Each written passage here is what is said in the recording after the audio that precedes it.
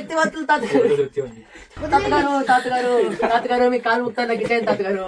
ఏ తాతగారు అంటే తీయకూడదు తాతగారు. ఇప్పుడు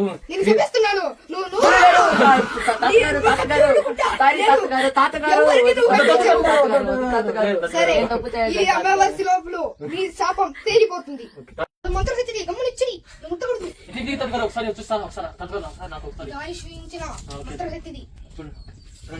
ఇదే గాయస్ మా తాతగారు మంత్రశక్తిది. జాగ్రత్తగా పట్టుకోండి, అది కింద పడిందంటే భూలోకమే నాశనం అయిపోతుంది. ఇది భూలోకానికి నీకు సంబంధం ఉందంట, అది ఏం సంబంధం ఉందో నాకు తెలియదు.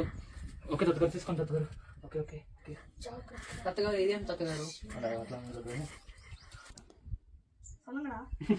హర హర మహాదేవ్ శంభో శంకర జయ హో జయ హో జయ హో జయ హో జయ హో శంభో శంకర జయ హో శంభో శంకర జయ హో. ఇప్పుడు మీరు వెళ్ళొచ్చు, పాదయాత్రగా వెళ్ళండి. అక్కడ ఇంకా పరవాహిస్తుందిరా తాతగారు. సారీ తాతగారు. నువ్వు ఇంకా వెళ్ళ నిర్మల శుద్ధిగా ఉదయం ఆధారం సర్వ విద్యానం అయగ్రీవం పస్మహే. ఇంకా మీరు లేచి వెళ్ళొచ్చు.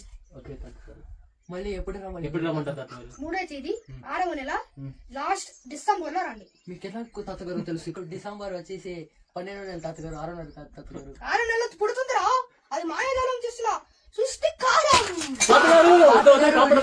కాపాడదండి. స్కూల్ సమాధానం కాండి. శాంతి శాంతి. Okay okay okay. నేను ఇలా పక్క చిక్కిపోయింది ఎందుకో తెలుసా? ఎందుకు? నెలల పాటు నేను భోజనం తినకుండా ఇలా ఉన్నాను, నీళ్లు చుక్క తాగలేదు చూడండి. ఓకే ఓకే అర్థమవుతుంది తాతగారు. మేము యజ్ఞం చేయాలంటే ఇలాగా ఉండాలి. చూడండి ఈ గంగ అంతా ఈ రోజు నిండి అయిందంటే అది నా వల్లే.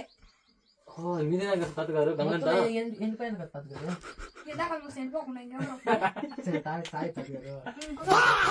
సరే ఇంకా మీరు వెళ్ళొచ్చు. ఇంకా సెలవు తాతగారు. వస్తాను తాతగారు. బాయ్ తాతగారు. ఓం నమః శివాయ. అందరూ ఓకే బాయ్. అంతా నీ నోట్లోనే ఉంటుంది. ఓకే తాతగారు అర్థమైంది నాకు. దారికి పోవాలి తాతగారు.